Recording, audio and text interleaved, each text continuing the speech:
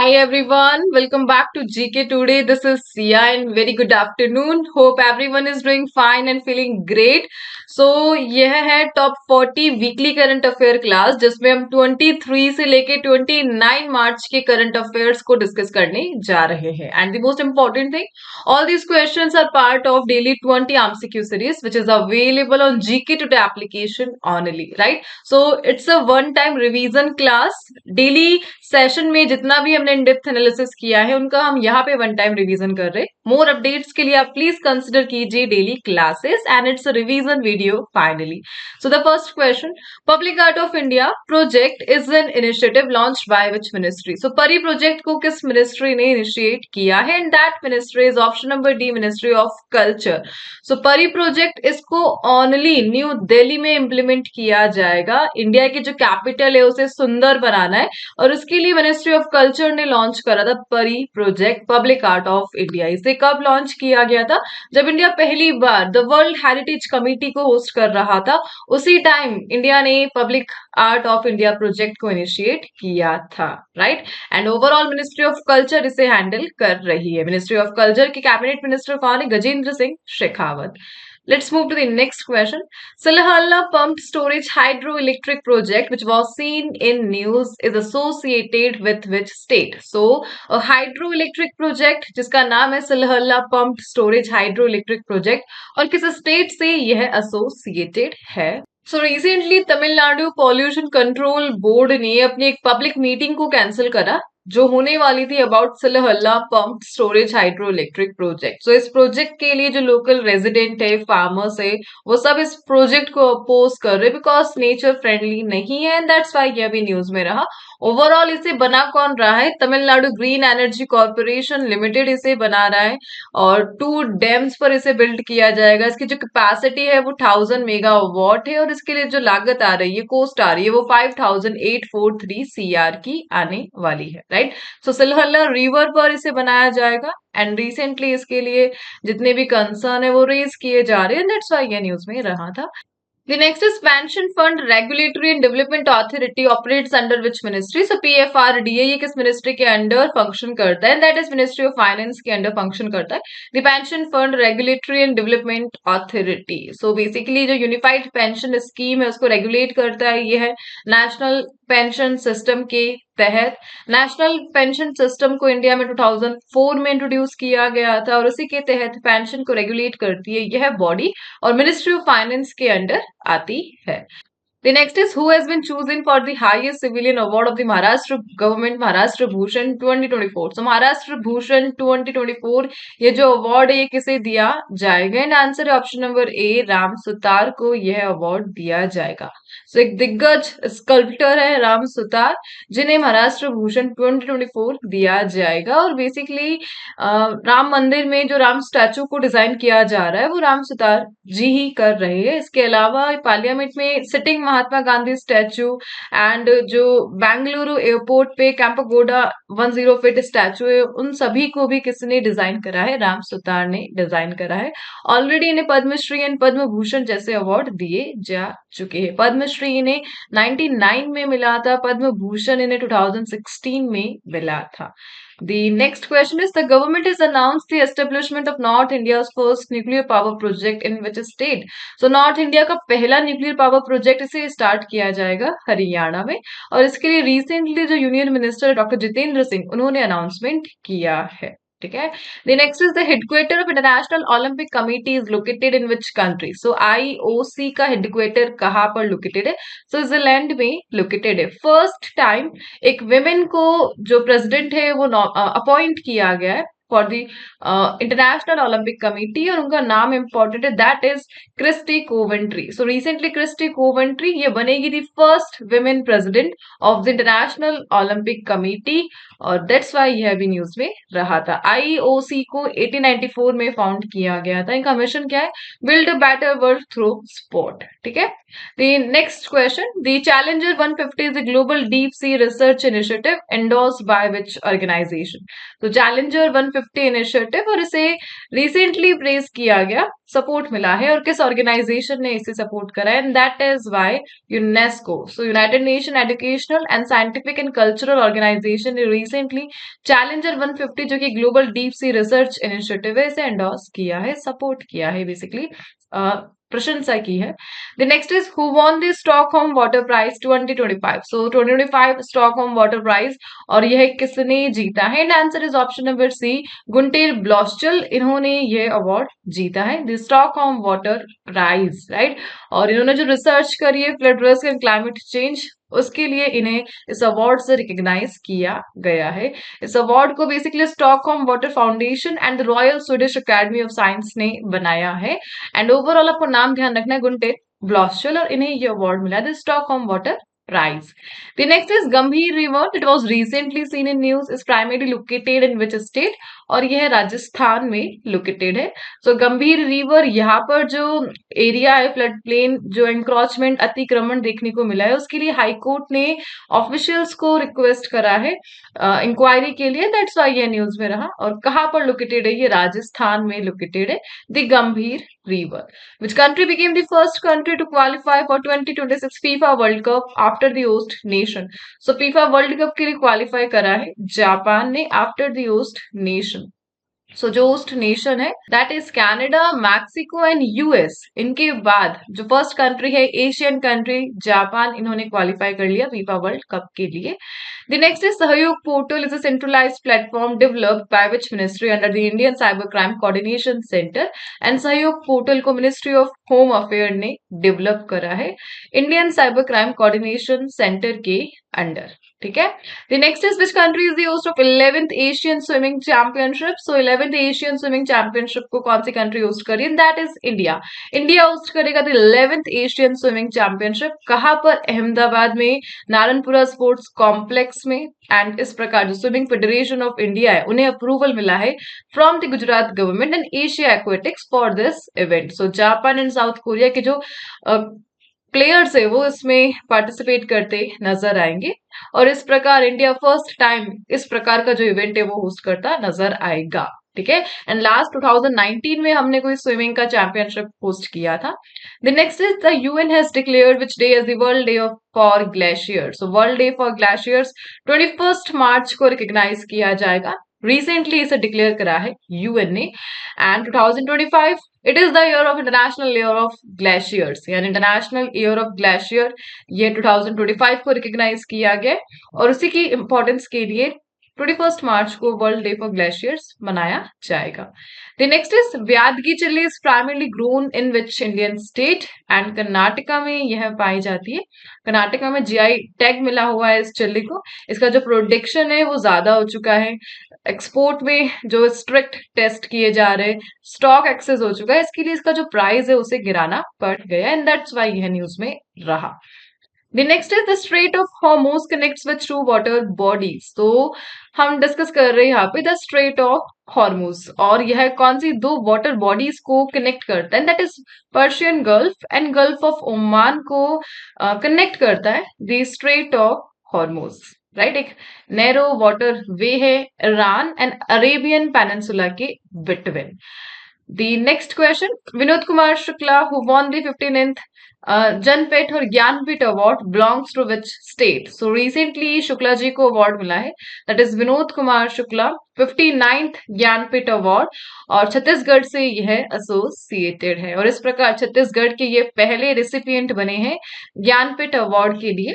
And इन्हें किसके लिए रिकॉग्नाइज किया गया है ये अवार्ड? बेसिकली इनका जो पहला पोइट्री कलेक्शन है दैट इज लगभग जय हिंद, इनके लिए इन्हें रिकॉग्नाइज किया गया है दी जनपीठ और ज्ञानपीठ अवार्ड के लिए। The next is which state is the host of ISTAF sepak टकराव 2025 वर्ल्ड कप? सो इस वर्ल्ड कप को कौन सा स्टेट होस्ट करेगा? सो इंडिया का बिहार होस्ट करता नजर आएगा द ISTAF सेपक टकराव गेम को। बेसिकली ये जो गेम है ये वॉलीबॉल और सॉकर का कंबाइनिंग गेम है, और mostly south east Asian countries में पॉपुलर है। थाईलैंड, मलेशिया में काफी ज्यादा पॉपुलर है द सेपक टकराव, और इसे बिहार होस्ट करता नजर आएगा। बेसिकली सॉकर प्लस वॉलीबॉल का कंबाइन करके बनाया हुआ game. The next is Tavasse, which was seen in news, belongs to which class of stealth frigate? So Tavasse ये belong करता है the Krivik क्लास से एंड रिसेंटली क्रिविक क्लास का जो लास्ट व्हीकल है दैट इज तवस से इसे लॉन्च किया गया गोवा शिपयार्ड लिमिटेड में, दैट्स वाई यह न्यूज में रहा था. सुखना वाइल्ड लाइफ सैंक्चुरी ये किस सिटी में लोकेटेड है? यह चंडीगढ़ में लोकेटेड है the Sukhna wildlife sanctuary. And the Farakka barrage is located on which river? यह गंगा रिवर पर लोकेटेड है. रिसेंटली अपनी 50th एनिवर्सरी सेलिब्रेट किया फरक्का बैराज ने. The next question, Yuge Yugeen Bharat national museum is a part of which initiative? So यह part है the central Vista redevelopment project. So यह वही प्रोजेक्ट है जिसके तहत इंडिया को नई पार्लियामेंट बिल्डिंग मिली है और जो कर्तव्य पथ है उसका इनोग्रेशन हुआ, रिन्यू किया गया उसको, and that is Yuge Yugeen Bharat national Museum which is the part of Central Vista redevelopment project. Let's move to the next question. When was the equalization levy first introduced in India? So equalization levy एक type का tax है. इसे कब introduce किया गया था? 2016 में इसे इंट्रोड्यूस किया गया था and it now April 1st 2025 में गवर्नमेंट इस टैक्स को रिमूव कर देगी so that India and US के जो रिलेशन है उसे स्ट्रेंथन किया जा सके. बिकॉज रिसेंटली यूएस ने कहा था कि अगर इंडिया की तरफ से टैरिफ है तो हमारी तरफ से भी टैरिफ लगेंगे और इसी के अगेंस्ट में इंडिया ने डिसीजन लिया है कि हम ये जो इक्वलाइजेशन लेवी टैक्स है इसे हटा देंगे. The next question, which zoological park has become India's first zoo to preserve DNA samples of wildlife from snowy region? और ऐसा करने वाला पहला जू कौन बना है जिन्होंने डीएनए सैंपल्स को प्रिजर्व करके रख लिया है फ्यूचर रिसर्च के लिए? And that is Padmaja Naidu Himalayan zoological park. Darjeeling में यह लोकेटेड है और इंडिया का पहला जू बना है यह इस प्रकार का इनिशिएटिव करने वाला.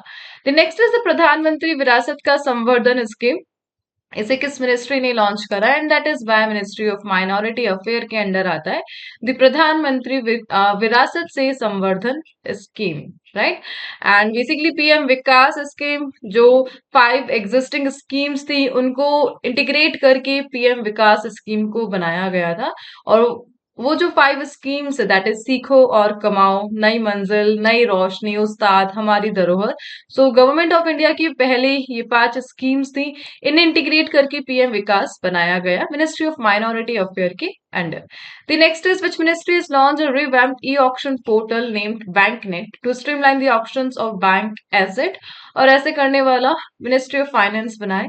मिनिस्ट्री ऑफ फाइनेंस ने recently e auction portal bank net को इंट्रोड्यूस करा है सो दैट जो बैंक के एसेट है उनकी उनकी जो नीलामी है, ऑक्शन है जो अनयूज्ड है, उसे स्ट्रीमलाइन किया जा सके. The next question, the headquarter of Commission on Genetic Resources for Food and Agriculture is located in which city? So headquarter कहाँ पर है? रोम इटली में लोकेटेड है. The CGRFA, right?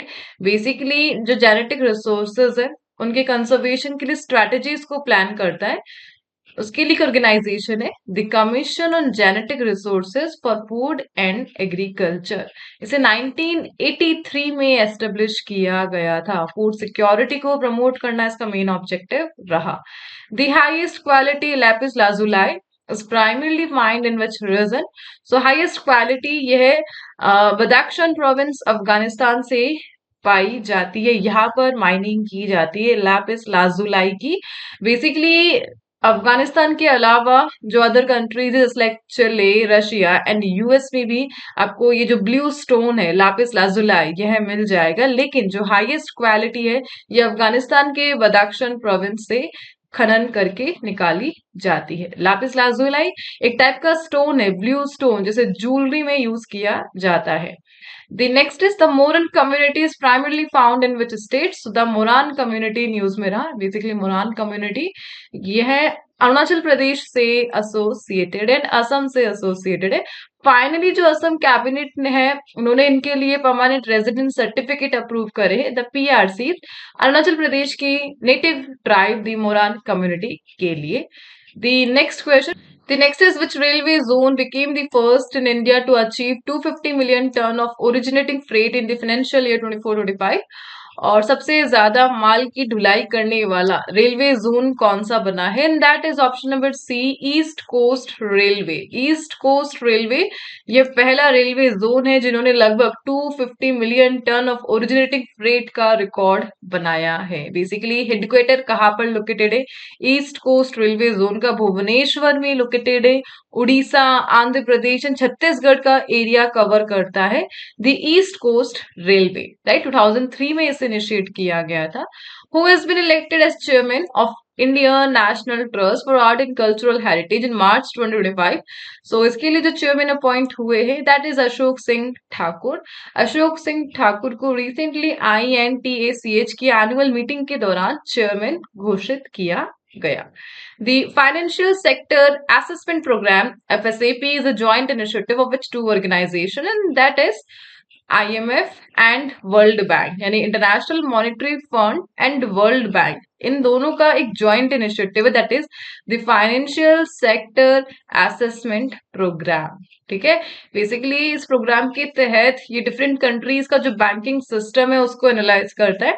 एंड इस प्रोग्राम में इन्होंने इंडिया के लिए हाईलाइट किया कि इंडिया को अपना जो बैंकिंग सिस्टम है उसे बूस्ट करने की काफी नीड है, स्टैंडर्डाइज करना, जो डिजिटलाइजेशन है उसे करना काफी जरूरत है। और रिसेंटली आरबीआई ने इनके इन पॉइंट्स को हाईलाइट करा था the financial sector assessment programme के दौरान जो रिपोर्ट इन लोगों ने रिलीज करी, एंड दैट्स व्हाई यह न्यूज में रहा। The next is which Indian city is the host of Billie Jean King Cup Asia Oceania Group First tennis tournament? और पुणे होस्ट करेगा इस टेनिस टूर्नामेंट को फर्स्ट टाइम। कहाँ पर? The Mahalunge Balewadi tennis complex. और पहली बार महाराष्ट्र में रिटर्न हुआ इंटरनेशनल टेनिस आफ्टर 25 years।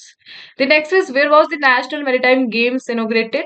और इनका जो इनोग्रेशन हुआ था वो मुंबई में हुआ था। जो इंडियन ओलंपिक एसोसिएशन है उनकी जो प्रेसिडेंट है PT ऊषा, उन्होंने इनोग्रेट करा था द नेशनल मैरीटाइम गेम्स को, पद्मश्री डॉक्टर PT ऊषा ने। The next is which country is co hosting the maritime exercise named AIKEYME with India in April 2025? So ये जो एक्सरसाइज है अफ्रीका इंडिया की मैरीटाइम एक्सरसाइज, इसे कौन होस्ट करेगा? इसे करेगा तंजानिया इंडिया के साथ मिलकर मिड अप्रैल 2025 में। इंडिया एंड तंजानिया मिलकर इस इवेंट को को होस्ट करेंगे। एक 6 डे का एक्सरसाइज रहने वाला है जिसमें ओवरऑल 10 अफ्रीकन नेशन पार्टिसिपेट करेंगे और इंडिया पार्टिसिपेट करेगा। इंडिया का लक्ष्य क्या है कि जो अपना सागर इनिशिएटिव है, विजन है, उसे प्रमोट किया जा सके। The next is hockey Peaky tribe is primarily found in which state? So hockey Peaky tribe को हम डिस्कस कर रहे हैं किस स्टेट में यह पाई जाती है? कर्नाटका में यह पाई जाती है। सो रिसेंटली हकी पिकी जो ट्राइब है इनके लगभग 22 मेंबर गए थे गिबॉन, जहां से इनको डिटेन कर लिया गया है बिकॉज गिबॉन में गवर्नमेंट चेंज हुई है और उसके कारण रूल्स एंड रेगुलेशन में चेंज हुई है। और ये लोग वहां पर गए थे ट्रेडिंग के लिए, बट उनको ट्रेडिंग रूल्स डिफरेंट मिले और इसके कारण वहां की गवर्नमेंट ने इनको डिटेन कर लिया और इनसे कुछ पेनल्टी भी ली गई थी 57,000 ईच पर्सन से। दी हक्की पिकी ट्राइब कर्नाटका से रही है। ठीक है, the next is who has been appointed as a new finance secretary of India? And that is Ajay Seth. एक IAS ऑफिसर है ये कर्नाटका के, एंड इन्हें इंडिया की फाइनेंस सेक्रेटरी बनाया गया है और इन्होंने सक्सीड करा है तुहिन कांता पांडे को। The next is which state has become the first in India to pass a law creating a commission for senior citizen? So senior citizen के लिए एक लॉ को क्रिएट करने वाला कमीशन डिजाइन करा है केरला ने रिसेंटली। ठीक है, and the next question, what is the name of the initiative launched by central government to support Indian biotech startup? So India के जो बायोटेक स्टार्टअप्स है उन्हें सपोर्ट करने के लिए सेंट्रल गवर्नमेंट ने एक इनिशिएटिव को लॉन्च करा है, and that initiative is bio Sarathi. Government of India ने लॉन्च करा बायो सारथी इनिशिएटिव, और सो दैट इसका मेन ऑब्जेक्टिव क्या है? बायोटेक स्टार्टअप्स को प्रमोट करना। ठीक है, और इसी के साथ जो इंडिया बायो इकोनॉमी रिपोर्ट है उसे पब्लिश किया गया डॉक्टर जितेंद्र सिंह के द्वारा। राइट, सो यहाँ पे सेशन को हम एंड करते हैं the weekly current affair revision class, and मिलते हैं नेक्स्ट क्लास के साथ। एंड वंस अगेन अगर आपको डिटेल में एनालिसिस चाहिए तो आप प्लीज डेली क्लासेस को कंसिडर कीजिए, it's just a revision video.